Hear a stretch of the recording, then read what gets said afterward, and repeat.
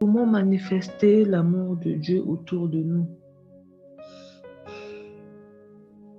Comment manifester l'amour de Dieu autour de nous?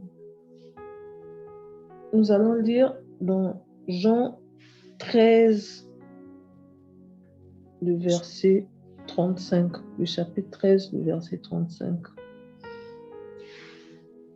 Je lis: À ceci, tous connaîtront que vous êtes mes disciples, si vous avez de l'amour les uns pour les autres.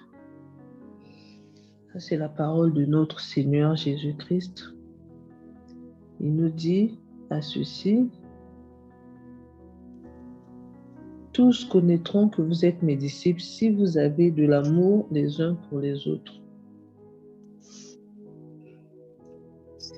Parce que avant le verset 35, quand nous allons un peu plus haut, au verset 34, Jésus avait dit: je vous donne un commandement nouveau, aimez-vous les uns les autres. Comme je vous ai aimé, vous aussi aimez-vous les uns les autres. Donc la suite, c'est ce que nous avons lu au verset 35.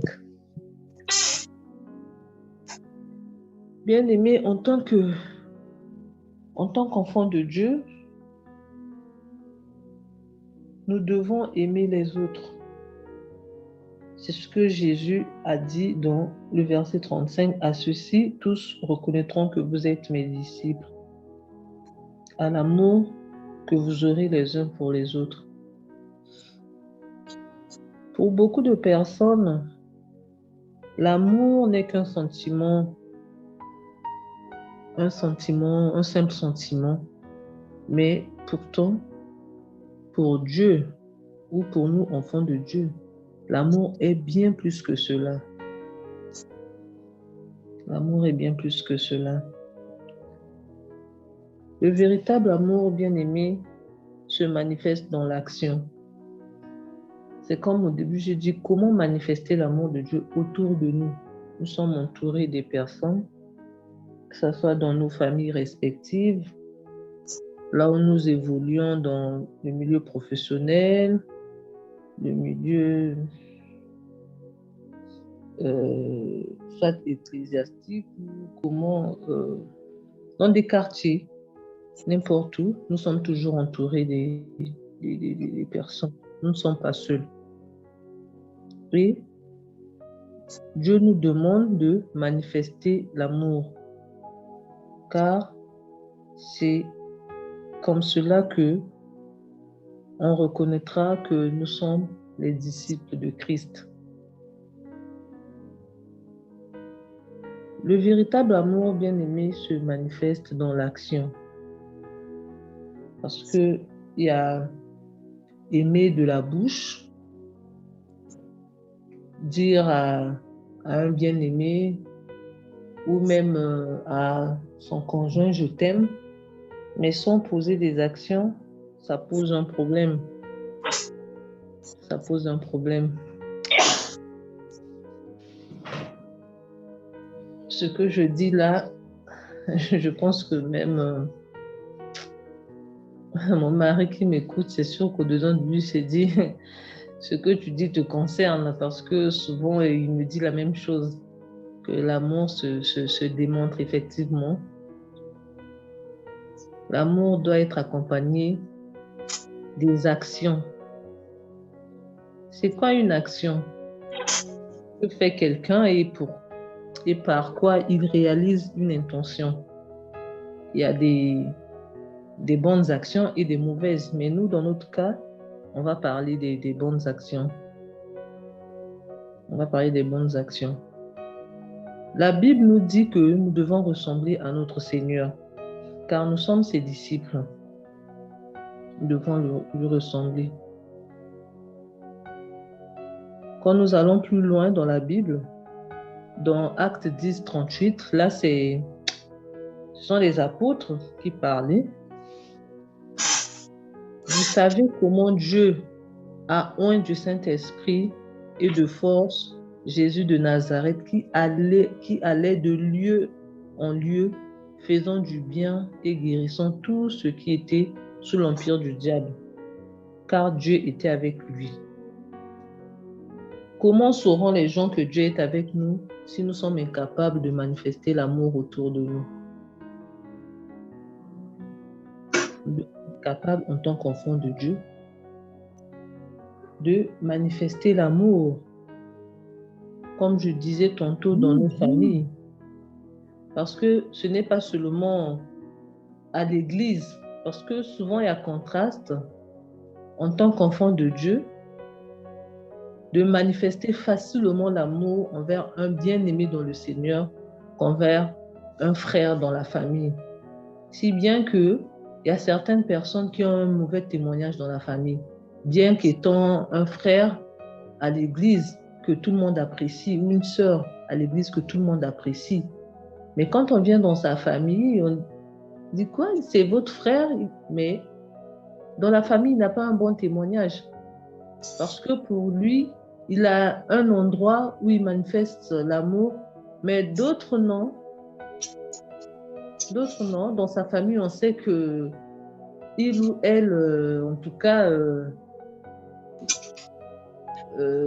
a un comportement compliqué, c'est-à-dire c'est une personne qui n'est pas sympa avec ses frères, ses sœurs, ses nièces, mais c'est une sœur vraiment à l'église ou un frère à l'église, ou on peut dire limite un ange.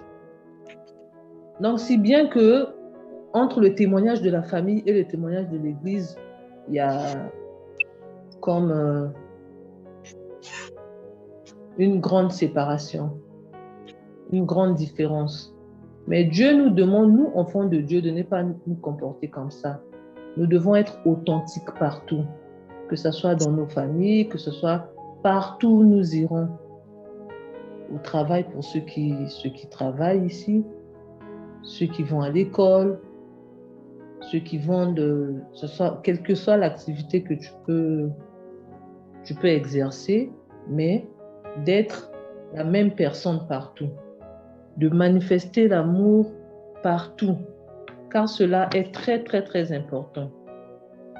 Nous concernons, nous, c'est-à-dire le fait de manifester cet amour ne nous demande pas des actions grandioses, des actes grandioses, non.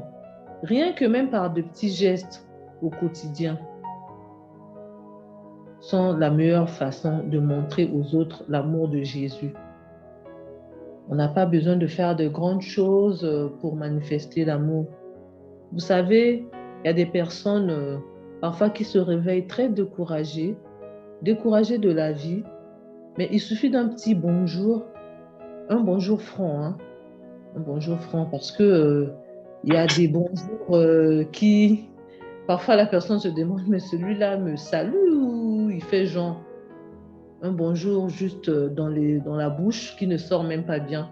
Mais un bonjour accompagné d'un sourire, accompagné d'un geste affectueux peut faire du bien, peut faire toute une différence dans la vie d'une personne, peut redonner l'espoir à une personne.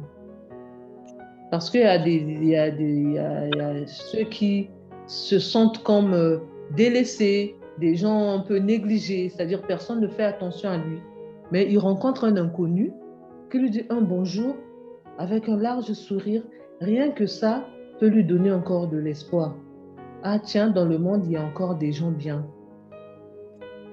Parfois, il avait pris une décision. On ne sait pas, un simple bonjour peut parfois arrêter une mauvaise décision de la personne qui voulait soit se faire du mal, qui se disait que tout était fini pour lui. Pour elle, soit elle a eu à croiser quelque chose de grave et elle a décidé d'en finir, même avec sa vie, on ne sait jamais. Des gens que nous croisons dans la rue, nous ne connaissons pas leur situation, ce qu'ils traversent, parfois les pensées qu'ils ont par rapport à ce qu'ils traversent.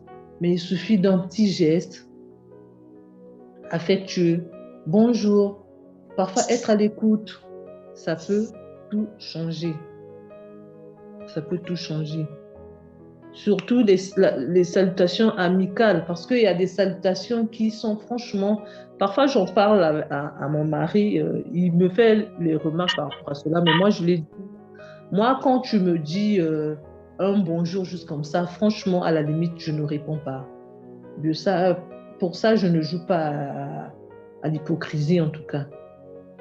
Juste un bonjour sans façon, souvent je ne réponds pas.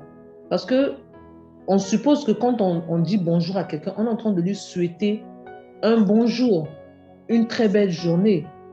Soit si tu penses que tu n'es pas, comment, tu n'es pas d'humeur à souhaiter une bonne journée à quelqu'un, laisse tomber quoi. Mais un enfant de Dieu ne doit pas se comporter comme ça. Une salutation amicale peut tout changer. Des personnes qu'on croise, pas forcément des gens qu'on connaît, pas forcément des gens qu'on connaît. Tu arrives à un arrêt de bus, tu trouves les gens. Ah, bonjour, ça va? Je ne sais pas. Tu réchauffes le cœur d'une personne.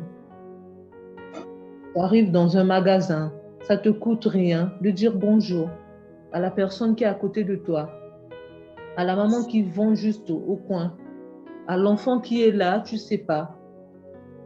Bonjour. C'est aussi une manière de répandre l'amour de Dieu autour de soi. Autour de toi, j'allais dire. Offrir un petit cadeau, pourquoi pas? Pourquoi pas? S'il y a possibilité. Bien aimé, il y a des gens, c'est pas parce qu'on en a beaucoup, mais partager son petit pain avec quelqu'un qui n'en a pas peut aussi faire la différence. Peut aussi faire la différence. Tu ne sais pas. Tu ne sais pas que le petit geste que tu viens d'accomplir a fait quelque chose de bien à la personne. Tu viens, tu es en train de t'acheter ton pain. Je ne sais pas comment ça se passe en France là-bas, mais nous ici au Congo, tu peux arriver, c'est une table comme ça, on vend soit des sandwichs. Tu viens, tu vois quelqu'un debout à côté de toi. Parfois, il est là, il a très faim. Il n'a pas le courage de demander.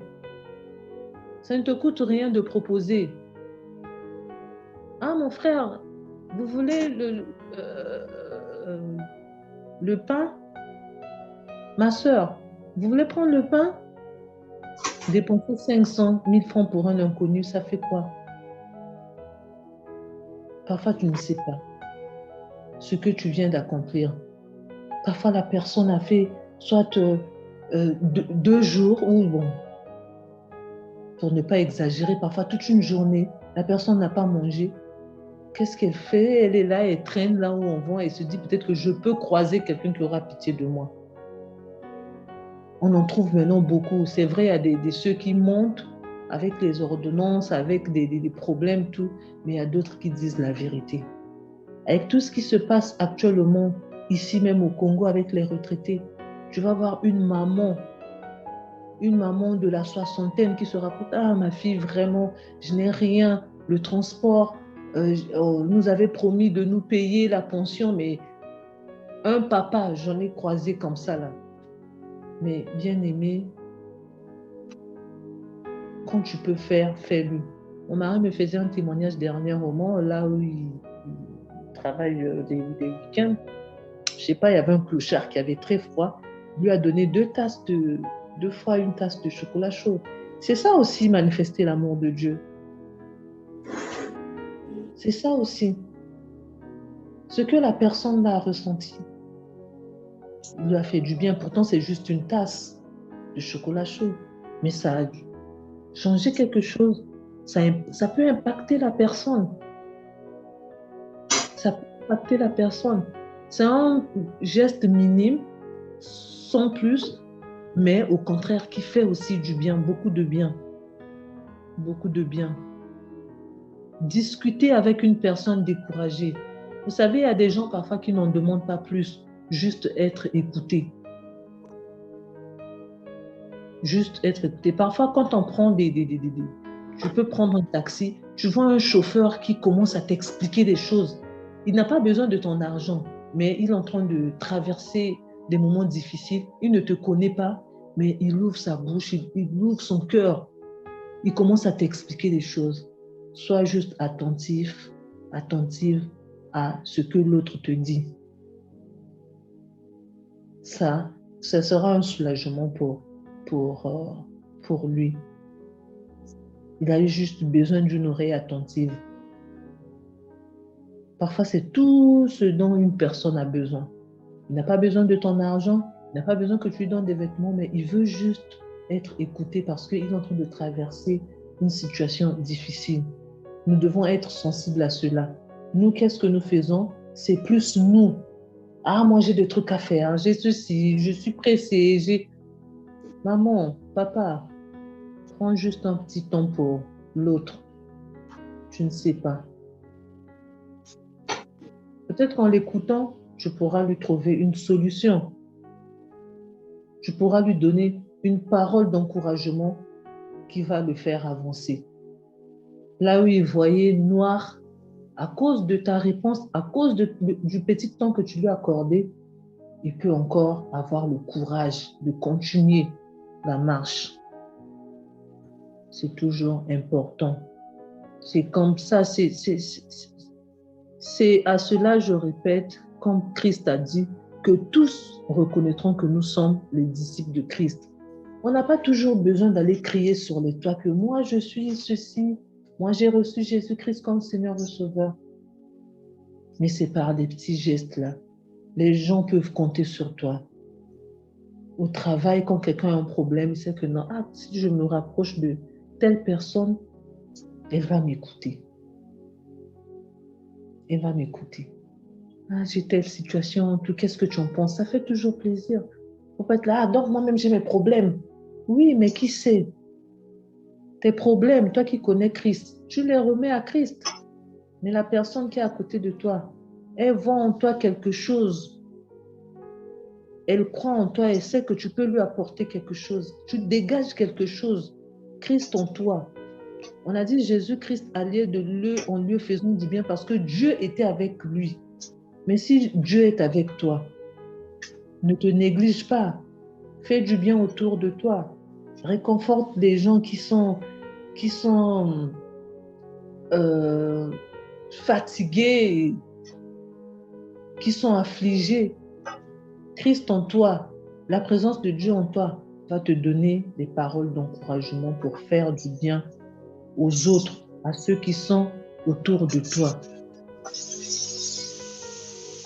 Bien-aimé, il existe de nombreuses manières de montrer aux autres un peu de l'amour de Jésus. En le faisant, ces personnes s'ouvriront peut-être et avant que vous ne... C'est-à-dire nous, je me mets moi aussi dans le lot. Il existe de nombreuses manières de montrer aux autres un peu de l'amour de Jésus. Parce que quand nous le faisons, ces personnes s'ouvriront peut-être et avant que nous nous en rendions compte, elles transmettront à leur tour un peu de cet amour. Ça sera comme une contamination. Je ne sais pas comment expliquer ou quel terme utiliser. Eux aussi à leur tour, parce que moi, si je reçois de l'amour de quelqu'un, facilement je peux aussi le transmettre à quelqu'un d'autre.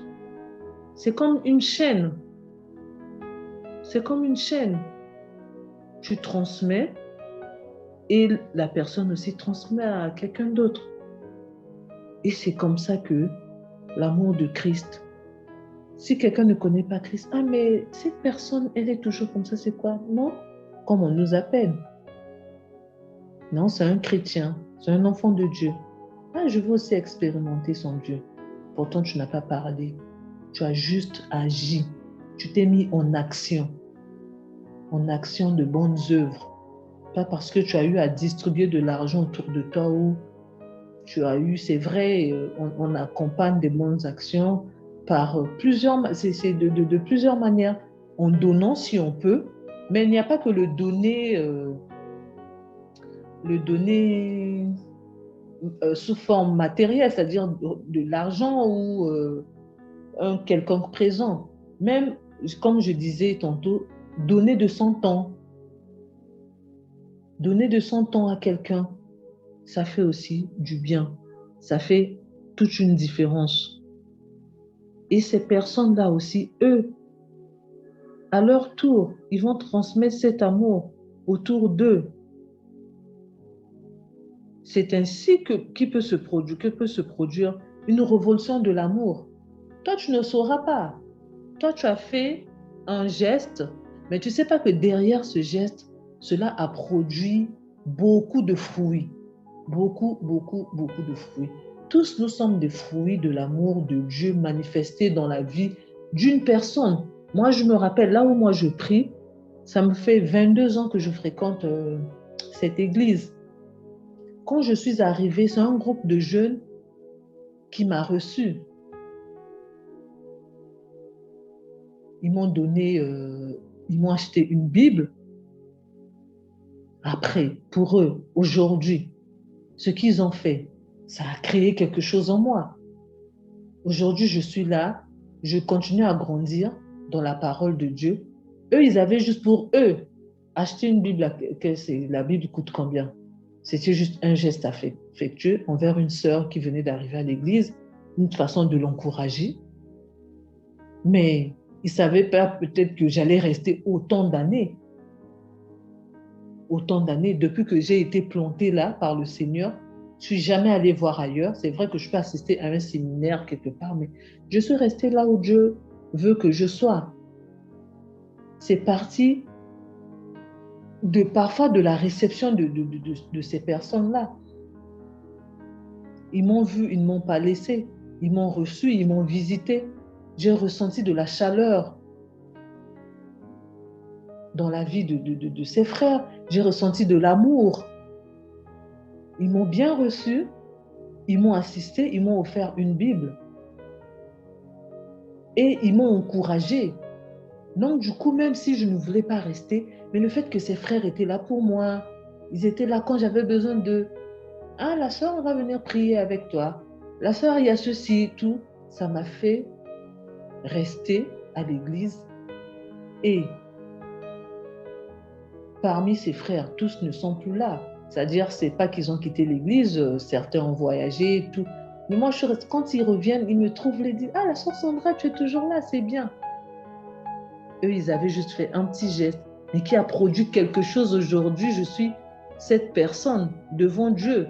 Dieu seul sait de là où j'étais, tel que j'avais commencé. Et aujourd'hui, je partage la parole avec vous. C'est pourquoi c'est grâce à ce que j'ai reçu.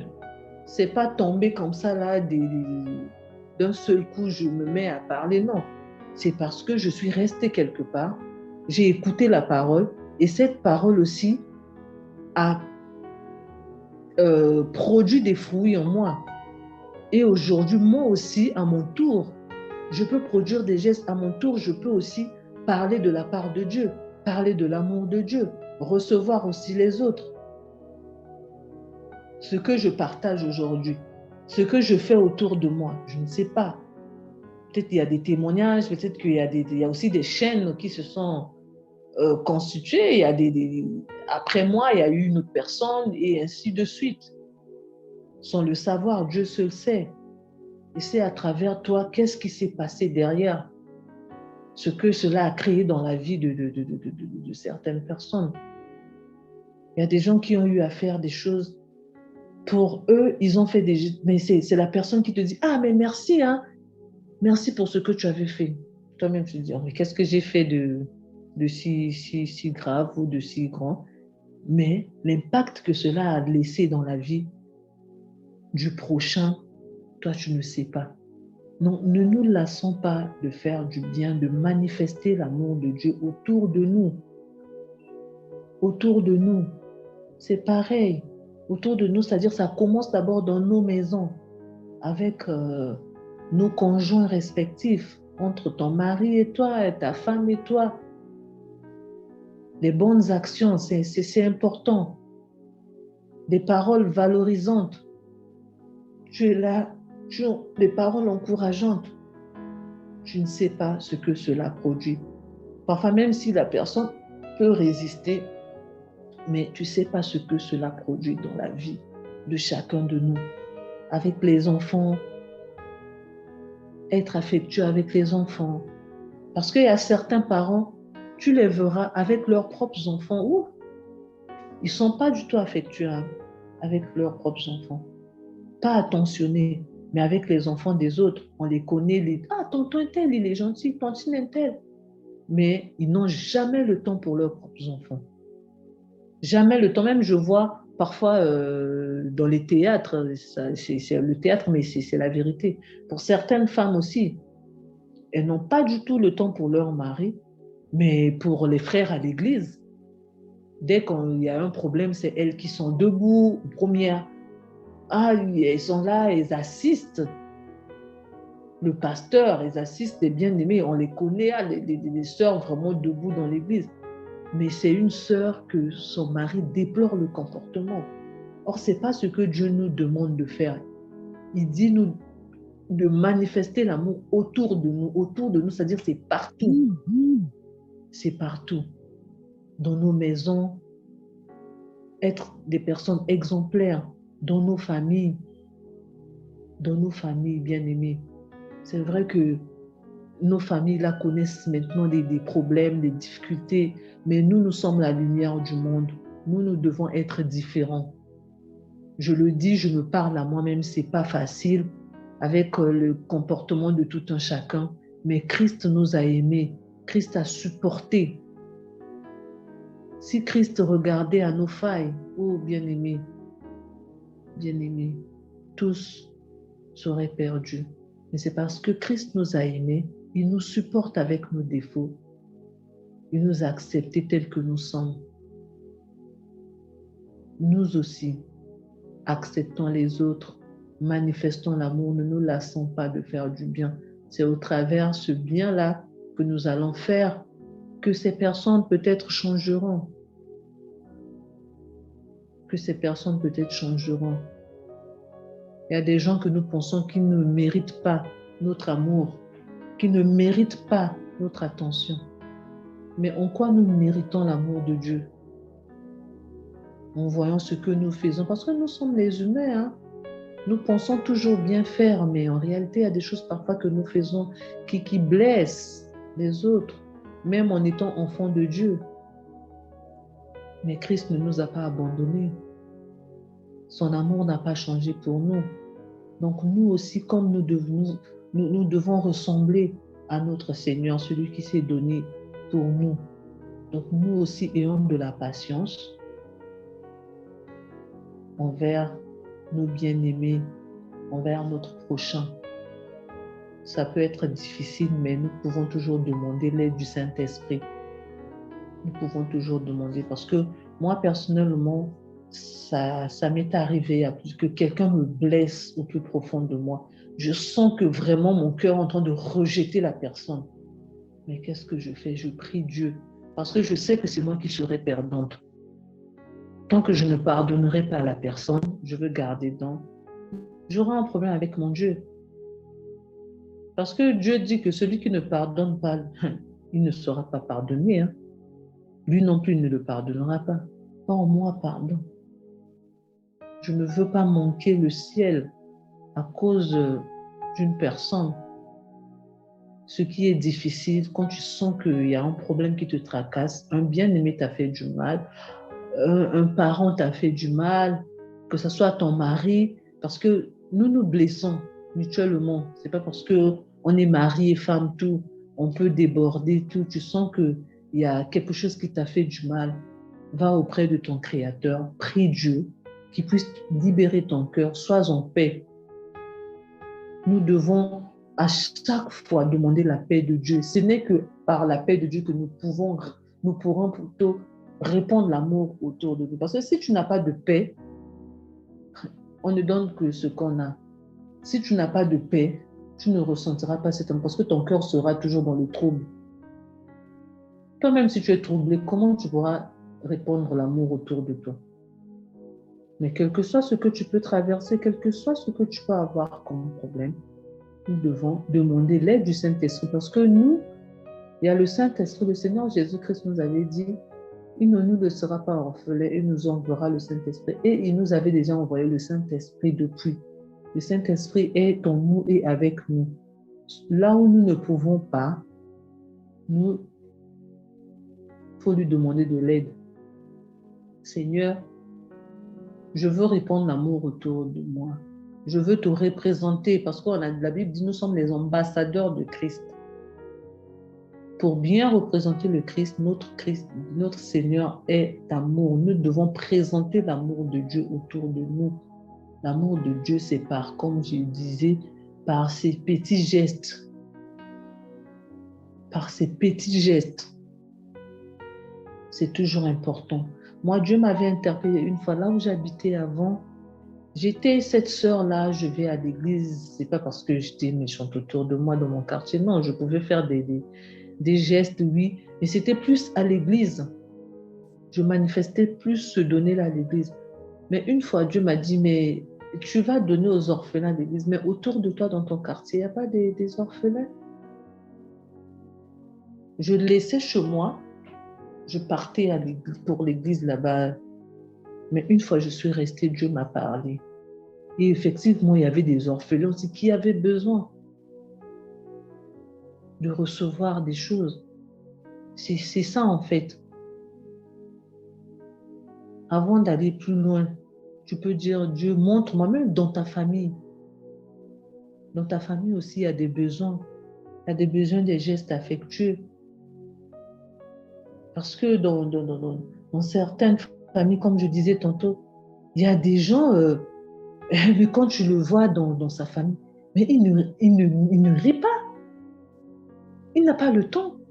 Mais quand tu le vois avec ses amis, il rit aux éclats. Je dis, ah, mais ça, c'est un tel. Dans la maison, on sait que lui, il ne rigole pas, il n'a pas le temps. C'est soit un papa méchant, un mari méchant. Mais le mari, là, autour d'un pot avec ses amis, c'est des blagues, c'est des rires aux éclats, tout. Et à la maison, c'est la tristesse. Non, bien-aimés, nous ne devons pas être ces personnes.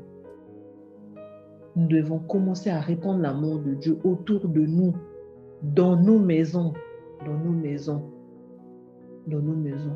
nous soyons des personnes qui sont capables d'apporter la joie, même si tu ne peux pas donner de l'argent, mais que tu donnes la joie, que tu communiques la joie, la paix. Hein, quand on est avec ton sang, on reçoit la paix, on reçoit la joie. On est content d'être avec toi. C'est un petit geste. Nous devons être capables de le faire. Avec le Saint-Esprit, on est capable de le faire. Ce n'est pas parce qu'on va tout attendre de Dieu, mais il y a des choses qui sont parfois au-delà de notre capacité et nous pouvons le demander à Dieu. Il a dit, demandez ce que vous voulez. Sa volonté, c'est que nous soyons en paix, que nous puissions faire du bien. Donc, je ne vois pas Dieu ne pas nous donner ce que nous voulons si cela va avec sa volonté. Je pense que j'avais déjà partagé une pensée comme ça. Ce que nous demandons, tant que ça va avec la volonté de Dieu, il n'y a aucun souci. Tu es incapable de répondre d'amour, demande à Dieu de te remplir de son amour. Puisqu'il est avec toi, si tu es convaincu que tu es enfant de Dieu, Dieu est avec toi. Donc, pour répandre l'amour à ce moment, c'est même pas un problème. Ça doit être naturel. Quand tu sens que tu as des difficultés, rentre dedans de toi. Tu dis, Seigneur, qu'est-ce qui ne va pas avec moi? Je ne veux pas être aigri. Dehors, on sait que c'est la sœur Sandra.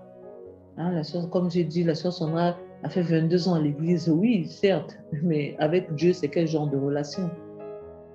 Donc, la sœur Sandra doit être capable de répandre l'amour autour d'elle. Ce n'est que comme ça aussi qu'elle va communiquer l'amour de Dieu autour d'elle.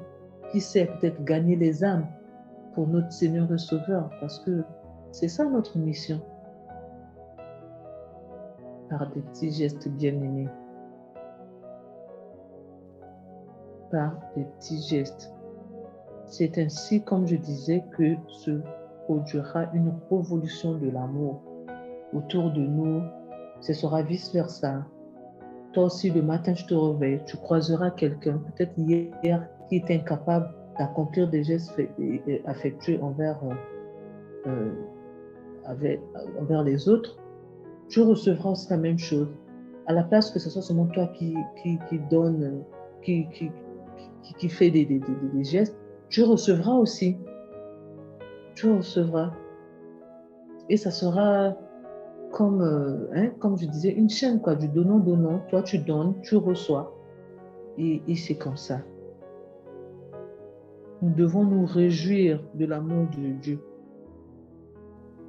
et le laisser nous guider en le répandant autour de nous, bien-aimés, en faisant du bien. En faisant du bien, bien-aimés. Réjouissons-nous, bien-aimés, de l'amour de Dieu et laissons-nous guider par cet amour de Dieu. Si nous nous laissons faire, c'est parce que parfois nous voulons résister par ce qui se présente devant nous. Ah, il m'a mal parlé, elle m'a mal parlé, il a fait ci, elle a fait ça, cet enfant, tout. Tu résistes. Non, soyons souples. C'est pas tolérer les bêtises. Quand il faut reprendre, on reprend, mais manifestons l'amour de Dieu, répandons l'amour de Dieu, bien-aimé. C'est très important. Nous sauverons beaucoup de vies comme ça. Rien que par cette manière de faire. Nous sauverons beaucoup de vies, bien-aimés. Beaucoup de vies. C'est très important. Tu es dans ton quartier, tu sens un peu... Tu fais comme Dorcas, hein? Tu habites dans la Bible. Hein? C'est sûr que quand elle venait là, soit dans leur lieu de rencontre, de culte, enfin, elle était là et regardait. Ah, cette maman, j'ai remarqué, sa fille, en moi, elle porte la même tenue, non. Elle va. Elle coule l'habit pour la maman, tout. Si bien que quand elle est morte, les veuves ont pleuré. Pierre n'a pas eu le choix que de prier pour elle, pour qu'elle soit ressuscitée. Ses œuvres avaient crié. Tu es là dans le quartier, autour de toi. Tu regardes un peu. Ah non, cette famille. Quand tu peux, même le marché d'un jour, tu achètes les vivres, tu viens donner. Parfois, tu sais pas ce que tu as fait. Tu ne sais pas. Tu ne sais pas. Quand ces gens-là vont dire merci au Seigneur, là où il y avait le ventre affamé, là où il y avait la tristesse, parce que tel frère ou telle sœur a pensé à cette famille. Bien-aimé, Dieu n'est pas injuste. Nous ne le faisons pas pour attendre un retour, mais Dieu n'est pas injuste. Il n'oublie pas. Il n'oublie pas. Toi, fais seulement. Répands l'amour autour de toi. Répands l'amour.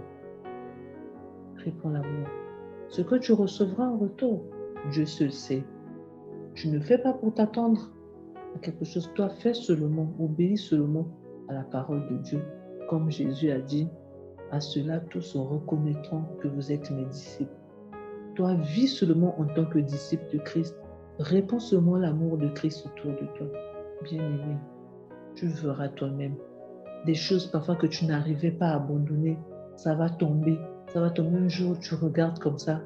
Tu n'es plus la même personne. C'est ça aussi un témoignage.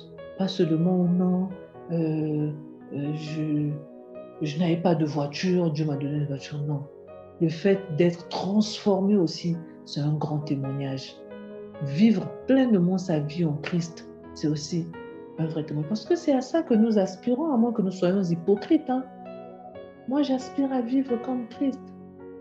Que je sois capable aujourd'hui, comme je vois dans d'autres pays, on vient, on te dit, c'est-à-dire tu es confronté carrément à une persécution, mais physique, hein, que tu sois capable de mourir pour Christ. Oui, c'est ça.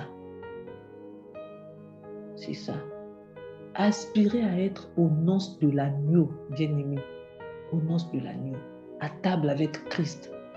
Parce que moi, personnellement, j'ai toujours dit ça.